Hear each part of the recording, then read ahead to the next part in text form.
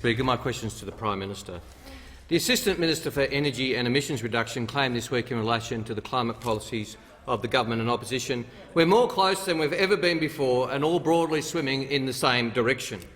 If that's right, why won't the government match Labor's Powering Australia plan to create more than 600,000 jobs, cut power bills and reduce emissions by 43% by 2030?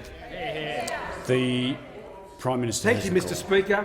Because Labor policies put up electricity prices, Mr. Speaker.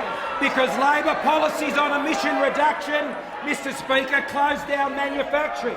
It closes down the resources industry, Mr. Speaker. It takes away people's livelihoods, Mr. Speaker. They adopt targets, Mr. Speaker, that they can't achieve by simply pursuing technology targets, and they have to pursue it by putting up the cost of electricity on households and on businesses and drive people out of jobs, Mr. Speaker. That's why we don't adopt the Labor Party's policies. Under our policies, electricity prices have fallen by 8% over the last Members 2 on my years. left. Mr. Speaker, the policies of the Labor Party that they would like us to adopt, last time they had those in place, Mr. Speaker, electricity prices more than doubled by over 100%. So no, Mr. Speaker, the Libs and the Nats are not going to be adopting the Labor Party's policies on emissions reduction, because the Labor Party's policies on emission reduction are the same as the policies of the Greens, Mr. Speaker.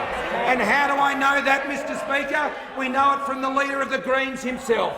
The Leader of the Greens knows that if the Leader of the Labor Party were to become Prime Minister of this country, he would be answering to the Leader of the Greens when it comes to climate policy.